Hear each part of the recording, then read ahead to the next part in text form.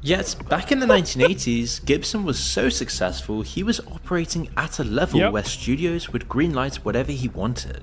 In 1996, Braveheart swept the Oscars, 5 wins including Best Picture and Best Director. Gibson stood on that stage and called himself a fiscal imbecile. And they had no problem with giving the reins to a fiscal imbecile. You know, this takes real courage.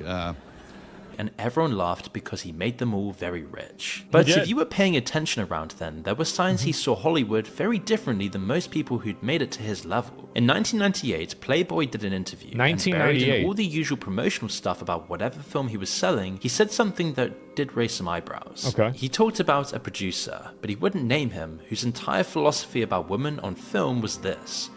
He says, women on film? Either naked or dead. Both is better.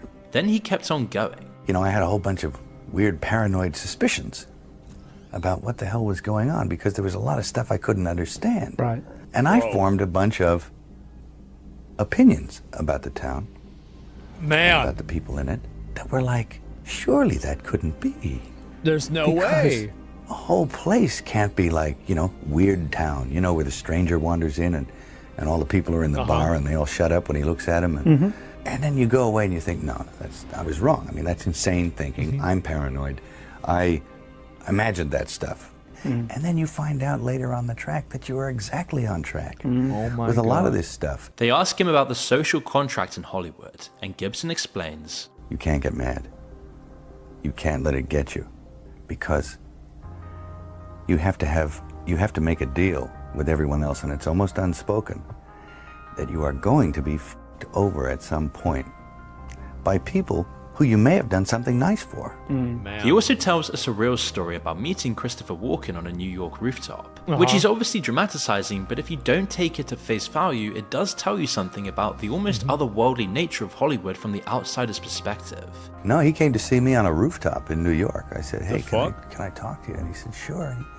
He floated in, sideways, through a crowd of people. He was wearing black.